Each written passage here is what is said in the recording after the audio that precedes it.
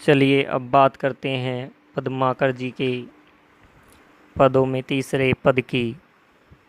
यह अंतिम पद है।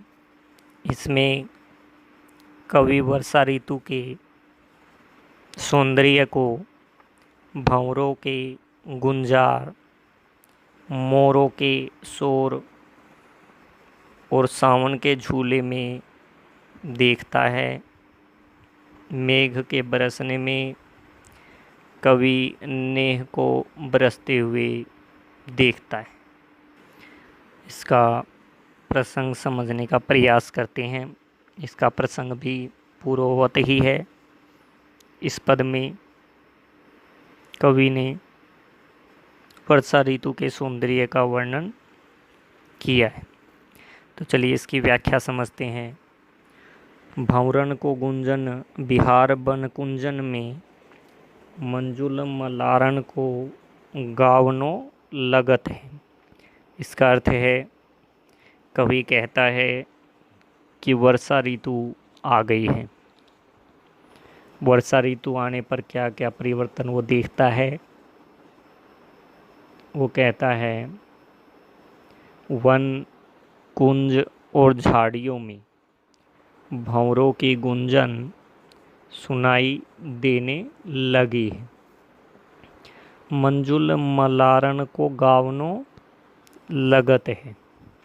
इसका अर्थ है, उनके मल्हार राग का गायन अच्छा लगता है। अगली पंक्तियाँ हैं। कहें पद्माकर गुमानहु तय मानहु तय, प्राणहु तय प्यारो मन भावनो लगत है। इसका अर्थ है, यह मन को भाता है। मन भावनों का अर्थ मन को भाने वाला, मन को अच्छा लगने वाला। तो कवि कहते हैं, ये मन को भाता है। पद्माकर का कहना है कि गुमान न हो तो मानना पड़ेगा कि यह प्राणों से भी प्यारा मन को अच्छा लगता है। आगे वो कहते हैं, मोरन को शोर घनघोर चहु ओरन, हिंडोरन को बृंद छवि छावनो लगत है। इसका अर्थ है कि इस ऋतु में बादलों के चारों तरफ से आने पर मोर शोर करते हैं तथा झूले पर झूलते हुए उनकी छवि बहुत अच्छी लगती है। आगे पंक्ति है, नेह सर सावन में मेह बर सावन में, सावन में झूलिबो सुहावनो लगत है। यहाँ पर कवि के कहने का तात्पर्य ये है कि जब मेघ बरसते हैं, बादल जो है वो प्रेम को बरसाते हुए कवि को प्रतीत होते हैं।